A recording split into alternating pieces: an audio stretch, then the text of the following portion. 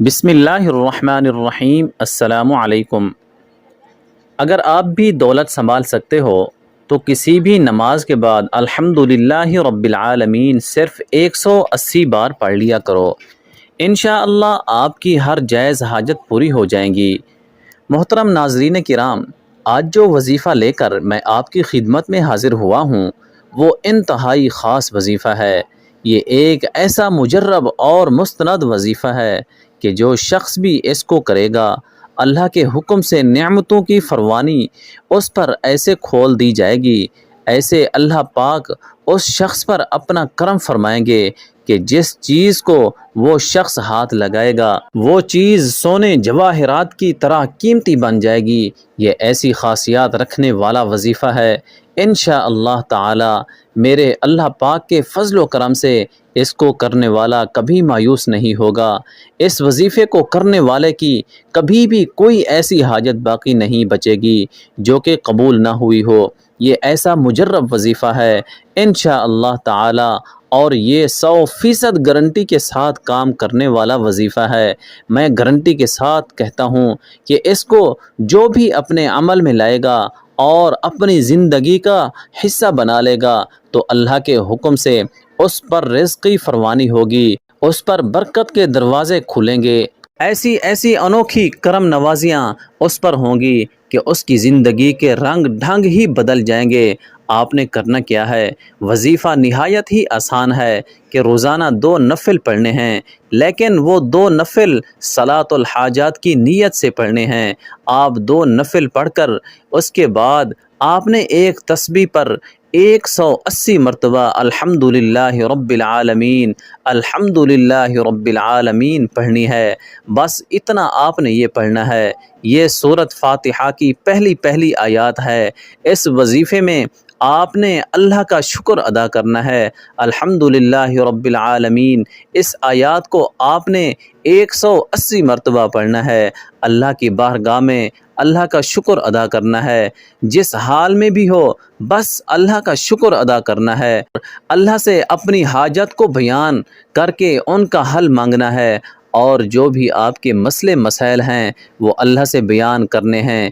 اللہ کے سامنے اپنے تمام تر مسائل رکھ دینے ہیں کہ یا اللہ مجھے یہ بھی چاہیے، مجھے یہ بھی چاہیے، مجھے یہ بھی چاہیے۔ اللہ کے خزانے بے شمار ہیں۔ اللہ تعالیٰ تو چاہتے ہیں کہ میں اپنے بندوں میں ان کو بانٹوں، لیکن کوئی مانگنے والا ہے ہی نہیں جو یقین کے ساتھ مانگے، جو اس کو شکر گزاری کے ساتھ مانگے۔ جیسے کہ اللہ تعالیٰ فرماتے ہیں اگر تم میرا شکر ادا کرو تو میں اپنی نعمتوں کو تم پر زیادہ کر دوں گا، ان کی فراوانی کر دوں گا، تم پر کھول کے رکھ دوں گا۔ اس کا مطلب یہ نہیں کہ نعوذ باللہ اللہ پاک کو ہمارے بارے میں معلومات نہیں ہیں۔ اللہ پاک تو ہماری شہ رگ سے بھی زیادہ قریب ہے، وہ تو ہماری ہر حرکت سے، ہر چیز سے واقف ہے۔ قرآن کریم میں اللہ تعالیٰ کے پاک فرمان کا مفہوم ہے کہ میرا شکر ادا کرو۔ تو آج کا یہ وظیفہ اسی لیے خاص ہے۔ اس وظیفے کی مناسبت سے میں آپ سے حضرت موسیٰ علیہ السلام کے دور کا ایک واقعہ بھی شیئر کروں گا۔ مجھے امید ہے کہ یہ واقعہ سننے کے بعد آپ یہ وظیفہ کرنے پر مجبور ہو جائیں گے، اور آپ کو خود ہی اندازہ ہو جائے گا کہ بے شک اللہ تعالیٰ یہی چاہتے ہیں کہ اس کا ذکر کیا جائے، کثرت سے اس کا شکر ادا کیا جائے۔ یہ واقعہ بھی اسی وظیفے سے جڑا ہوا ہے، یہ بات تو آپ سب ہی جانتے ہیں۔ حضرت موسیٰ علیہ السلام اللہ سے کلام کیا کرتے تھے، ان کا لقب ہی کلام اللہ تھا۔ ان کے دور میں ایک نہایت ہی مفلس انسان تھا، اس کے پاس نہ رہنے کو گھر تھا نہ کھانے کو کچھ۔ مختصر یہ ہے کہ وہ انتہائی غربت میں اپنی زندگی گزار رہا تھا۔ ایک دن وہ زمین پر لیٹا ہوا تھا اور اپنے آپ کو اس نے مٹی میں چھپایا ہوا ہے، تو اللہ کے نبی جب وہاں سے گزرتے ہیں تو ان سے عرض کرتا ہے کہ اے موسیٰ علیہ السلام، تم تو اللہ سے کلام کرتے ہو، آج جب تم اللہ سے کلام کرو تو میرا بھی یہ ایک مطالبہ اپنے رب کے سامنے رکھنا اور اپنے رب سے پوچھنا کہ میرے حالات کب بدلیں گے۔ میں تو مفلسی سے تنگ ہوں، میرے اللہ سے کہو میرے حالات بھی بدل دے، اور پھر اللہ تعالیٰ جو بھی جواب دے تو مجھے بتانا کہ میں کیا کروں۔ حضرت موسیٰ علیہ السلام اس کی بات بڑی توجہ سے سنتے ہیں اور آگے بڑھ جاتے ہیں۔ جب آگے جاتے ہیں تو ایک دوسرا شخص ان سے ملتا ہے۔ وہ دوسرا شخص کہتا ہے کہ اے موسیٰ علیہ السلام، میرے پاس رزق کی بہت فراوانی ہے، میرے پاس تو اتنا رزق ہے کہ مجھ سے سنبھالے نہیں سنبھل رہا، تو میں یہی چاہتا ہوں کہ میرا رزق تھوڑا کم ہو جائے۔ آپ تو اللہ تعالیٰ سے کلام کرتے ہیں، اللہ تعالیٰ سے پوچھئے کہ مجھے کچھ بتائے کہ میں کیا کروں کہ میرے رزق میں کمی آ جائے۔ تو حضرت موسیٰ علیہ السلام نے اس کی بات سنی اور آگے بڑھ گئے۔ جب کوہ طور پر اللہ تعالیٰ سے کلام کرنے کے لیے پہنچے تو اللہ تعالیٰ کے سامنے ان دونوں کے مسائل کو رکھا۔ اللہ تعالیٰ نے ان سے فرمایا کہ جو پہلا شخص آپ سے ملا ہے، جو غریب ہے، مفلس ہے، لاچار ہے، اس سے کہو کہ میرا شکر ادا کیا کرے۔ جب وہ میرا شکر ادا کرے گا تو میں اس کے حالات کو بدل دوں گا۔ اور جو دوسرا شخص آپ سے ملا جس نے کہا کہ میرے پاس رزق کی فراوانی ہے، دولت کے انبار ہیں، میں چاہتا ہوں کہ وہ کم ہو جائے، تو آپ اس سے کہیے کہ میری ناشکری کیا کرے، تو ناشکری کرنے سے اس کے رزق میں کمی آ جائے گی۔ حضرت موسیٰ علیہ السلام واپس آئے اور جب دولت مند آدمی سے ملتے ہیں تو اس وقت وہ شخص اپنے باغ میں بیٹھا ہوا انار کھا رہا تھا، اور اس نے ابھی ابھی انار توڑ کر اس کا ایک دانہ اپنے منہ میں ڈالا۔ حضرت موسیٰ علیہ السلام نے اس کو بتایا کہ اللہ تعالیٰ فرماتے ہیں کہ میری ناشکری کرو، تمہارا رزق کم ہو جائے گا۔ اس نے کہا کہ میں اس کریم رب کی ناشکری کیسے ادا کروں جو مجھے یہ رزق عطا کرتا ہے۔ ابھی یہی اس شخص کا کہنا تھا کہ اس کے ہاتھ سے وہ انار نیچے گر پڑا۔ جب نیچے دیکھا تو وہاں انار کی جگہ ہیرے جواہرات بن گئے تھے۔ اللہ تعالیٰ کو شکر بہت پسند ہے۔ اس شخص کے شکر ادا کرنے سے اللہ نے اس کے ہاتھ میں پکڑے ہوئے انار کو بھی ہیرا بنا دیا۔ پھر جب حضرت موسیٰ علیہ السلام آگے بڑھتے ہیں اور اس مفلس اور نادار آدمی کے پاس آئے، اس سے کہا کہ اللہ تعالیٰ نے فرمایا ہے کہ تم میرا شکر ادا کرو گے تو میں تیرے بھی حالات بدل دوں گا۔ اس مفلس آدمی نے کہا کہ میں شکر کس بات کا ادا کروں، میرے پاس ہے ہی کیا؟ ابھی یہی کہا تھا کہ جس مٹی میں اپنے آپ کو چھپایا ہوا تھا اللہ تعالیٰ نے وہ بھی ہٹا دیا۔ تو میرے بھائیوں اور بہنوں، اللہ تعالیٰ کو شکر بہت زیادہ پسند ہے، ہمیشہ شکر ادا کرتے رہا کریں۔ حضور اقدس صلی اللہ علیہ وآلہ وسلم کے فرمان کا مفہوم ہے کہ تم پر کیسے بھی حالات آئیں لیکن پھر بھی ہر حال میں اللہ کا شکر ادا کریں۔ کہا جاتا ہے کہ ایک عورت جو کہ بے اولاد تھی، اس نے حضرت موسیٰ علیہ السلام کی خدمت میں حاضر ہو کر عرض کیا کہ آپ جب بھی خدا سے کلام کرنے جائیں تو پوچھنا کہ میری اولاد کب ہوگی۔ جب حضرت موسیٰ علیہ السلام خدا سے کلام کرنے پہاڑ پر تشریف لے گئے تو انہوں نے اللہ سے کہا کہ فلاں عورت نے مجھ سے یہ سوال کرنے کو کہا تھا کہ اس کی اولاد کب ہوگی۔ اللہ تعالی نے فرمایا کہ اس کے نصیب میں اولاد نہیں ہے۔ حضرت موسیٰ علیہ السلام نے یہ ساری بات آ کر اس عورت کو بتا دی۔ وہ عورت یہ سن کر مایوس ہوئی۔ کچھ دن ہی گزرے تھے کہ ایک دن اس عورت کے گھر کے پاس سے فقیر گزرا۔ اس نے صدا لگائی کہ جو مجھے ایک روٹی دے گا میں اس کے لیے نیک اولاد کے لیے دعا کروں گا۔ جب یہ صدا اس عورت نے سنی تو فوراً ایک روٹی اس فقیر کو دے دی۔ فقیر نے اس عورت کے لیے نیک اولاد کے لیے دعا کی اور چلا گیا۔ اللہ کے فضل و کرم اور رحمت سے اور اس فقیر کی دعا کے بعد اس عورت کے ہاں اولاد ہوئی۔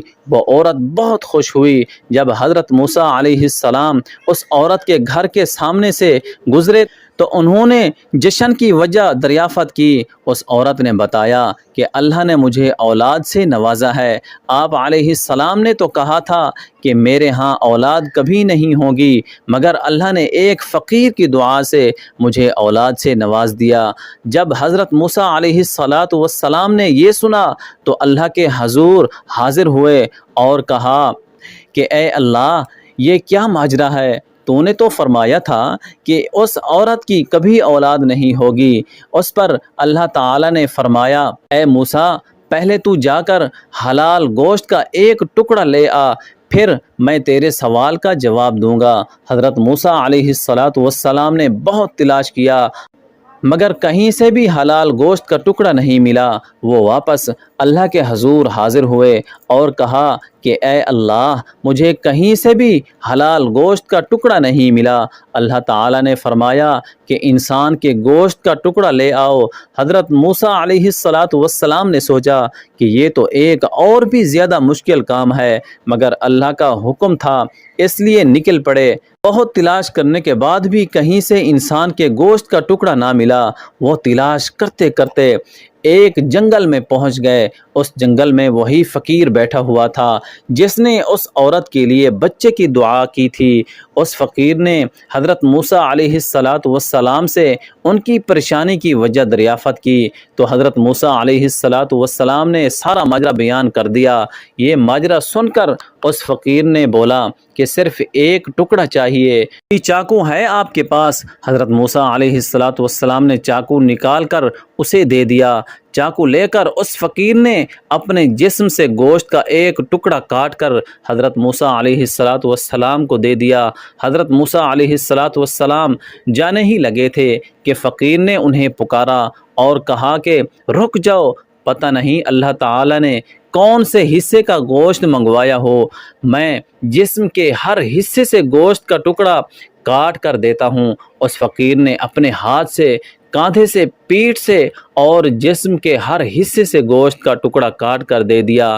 حضرت موسیٰ علیہ السلام وہاں سے روانہ ہوئے اور اللہ کے حضور جا کر حاضر ہوئے اور کہا کہ گوشت کے ٹکڑے لے آیا ہوں۔ اللہ نے فرمایا کس کے گوشت کے ٹکڑے ہیں؟ اس پر حضرت موسیٰ علیہ السلام نے ساری بات بیان کر دی اور کہا کہ فلاں جنگل میں مجھے ایک فقیر ملا تھا، اسی کے جسم کے گوشت کے ٹکڑے ہیں۔ تب اللہ نے فرمایا کہ اے موسیٰ، اس بندے نے تیرے کہنے پر میرے لیے اپنے جسم سے گوشت کے ٹکڑے کاٹ کر دے دیے، تو کیا میں اس کے کہنے پر اس عورت کو اولاد نہیں دے سکتا تھا؟ اے موسیٰ، گوشت تو تیرے جسم پر بھی تھا اور اس عورت کے لیے دعا بھی کر سکتا تھا، مگر تو نے نہیں کی۔ اس فقیر نے سچے دل سے دعا کی اور میں نے قبول کر لی۔ بے شک خدا اپنے نیک بندوں کو عزیز رکھتا ہے، اور خدا کا زیادہ عزیز بندہ وہی ہے جو کثرت سے اس کا شکر ادا کرے۔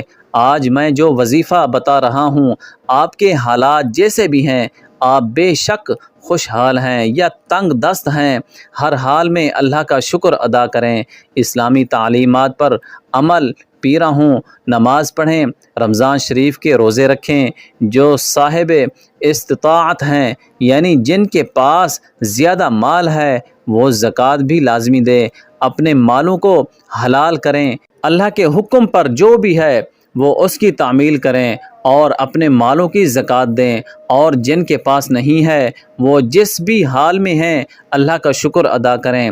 اس وظیفے کو اپنی زندگی میں لائیں اور ہمیشہ کے لیے اسے اپنا معمول بنا لیں کہ ہم نے روزانہ 2 نفل صلاۃ الحاجات پڑھ کر اللہ تعالی سے اس کی دی ہوئی نعمتوں کا شکر ادا کرنا ہے، جو بھی اس نے ہمیں عطا کی ہے۔ اللہ تعالی کا شکر ہے کہ اس نے ہمارے تمام اعضاء کو درست بنایا ہے، اندھا نہیں بنایا۔